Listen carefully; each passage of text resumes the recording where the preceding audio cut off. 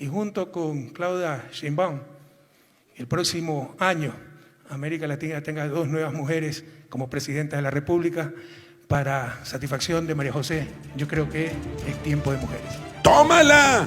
Estas fueron las palabras de Rafael Correa, expresidente de Ecuador, en el marco del encuentro del Grupo de Puebla que se desarrolló en nuestro país. Hay que decirlo con todas sus letras, el nombre de Claudia Sheinbaum ya se escucha y se escucha fuerte en Latinoamérica, donde Correa aseguró que es muy importante cerrar filas. Escuchemos lo que dijo el expresidente de Ecuador, y esto es lo que la prensa tradicional, lo que los medios callan. Compañero presidente Rafael Correa,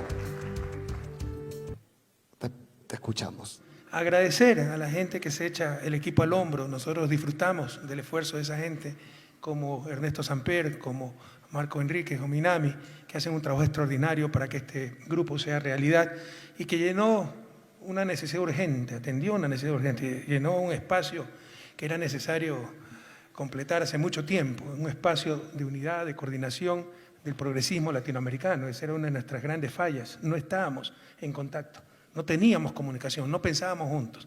Ahora en unidad avanzamos. ¿Y por qué el progresismo? Muchas veces se dice, para criticarnos, para desmerecernos, ¿dónde ha funcionado el socialismo? Y aunque hay respuesta a esa pregunta, la pregunta pertinente para América Latina es ¿dónde ha funcionado el capitalismo liberal, el neoliberalismo, el capitalismo salvaje?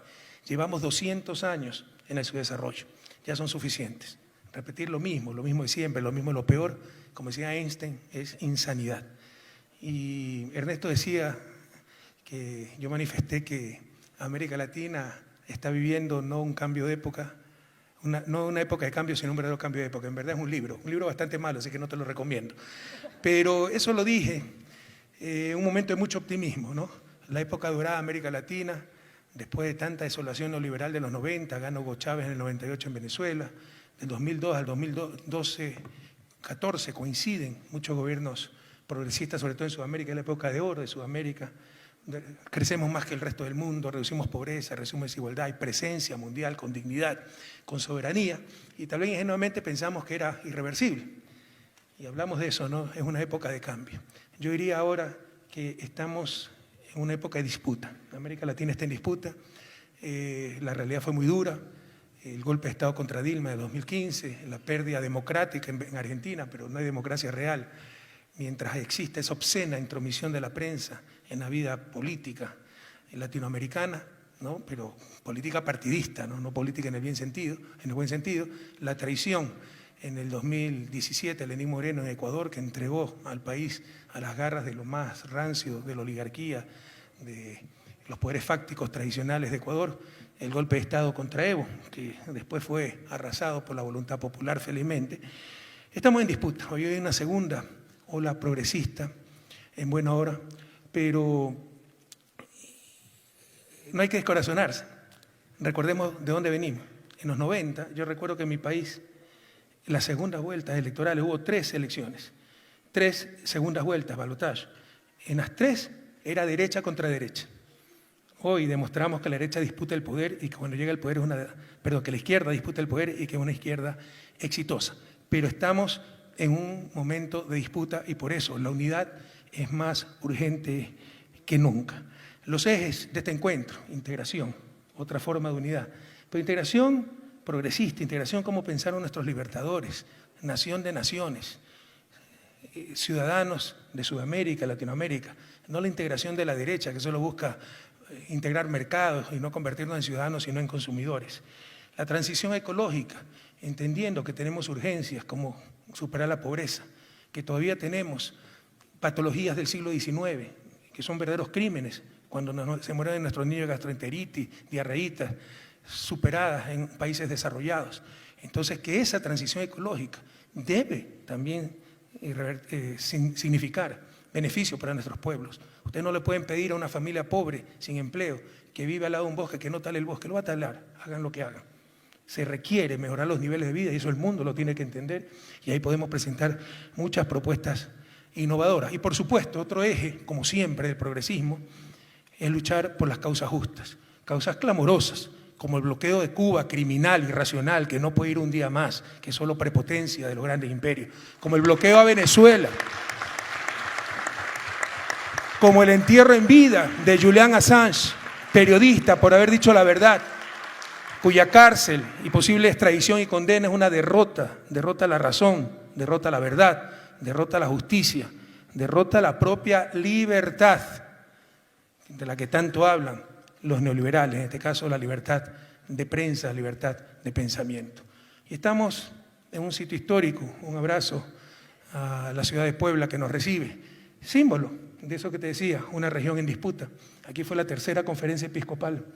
Lean esos documentos, año 79, el año 68 la segunda, Medellín, Puebla, cuando la iglesia latinoamericana hervía por hambre de justicia. Luego vino la reacción conservadora en los 80 o 90, la encíclica Centésimos Annus de Juan Pablo II, que entierra la teología de la liberación, legitima el neoliberalismo.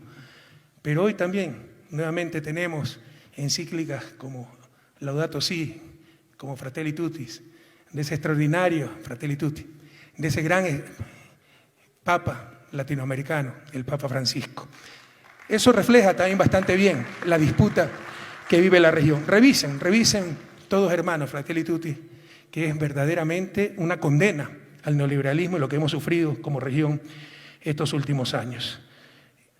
Agradezco a todos su presencia, un saludo al presidente Bernardo Arévalo, de nuestra querida Guatemala, país tremendamente sufrido, maltratado. Tal vez las dictaduras más brutales se dieron en Centroamérica y en Guatemala particularmente, pero como son países pequeños, son masacres, genocidios, atentados a los derechos humanos muy poco conocidos. Y esperamos pronto darles buenas noticias a Ecuador con la victoria el 15 de octubre de Luisa González y Andrés Arauz. Pudimos ganar en una sola vuelta el 20 de agosto. Asesinaron a un candidato que era nuestro peor enemigo, que estaba en cuarto o quinto lugar y le servía más muerto que vivo.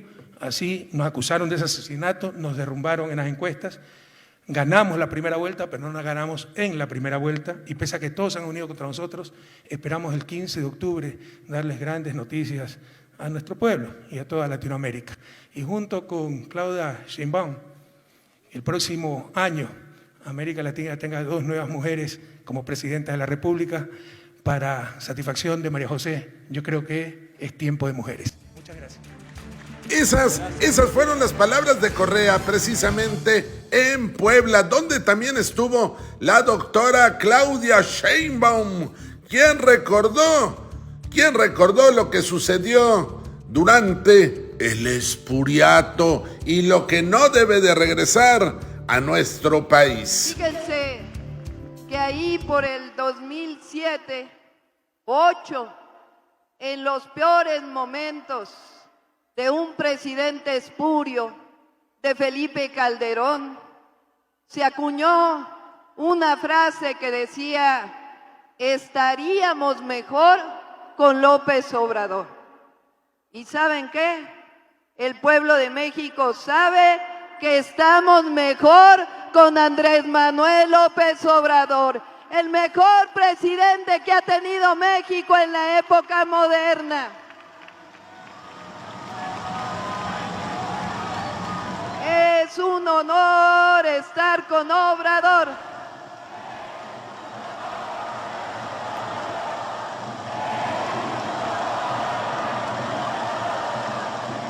Y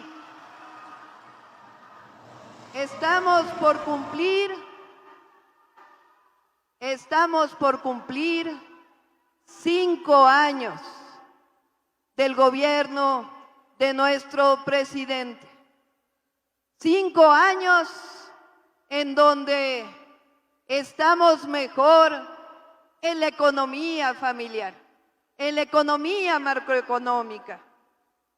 El pueblo de México tiene pensión a adultos mayores, tiene becas para los jóvenes de preparatoria, tiene un tren Maya, tiene un tren transísmico, tiene obras públicas por todo el país. No se aumentó impuestos, no se endeudó al país y tiene un presidente que dejó de ver por unos cuantos y que hoy mira por la gran mayoría del pueblo de México. Y sabe el pueblo de México que el próximo año hay una tarea definitiva, decisiva. Decía nuestro presidente de Morena, Mario Delgado, o transformación o corrupción. Pero hay que decirlo de manera llana. ¿A poco ustedes quieren que regrese el avión presidencial? No los oigo. ¿A poco quieren que regresen las pensiones a los expresidentes? ¿A poco quieren que regresen los presidentes frívolos que solamente veían por unos cuantos? Lo que vamos a vivir el próximo año es una decisión fundamental. O regresamos al pasado o sigue la cuarta transformación de la vida pública de México. Que siga la cuarta transformación. No hay marcha atrás en la cuarta transformación de la vida pública.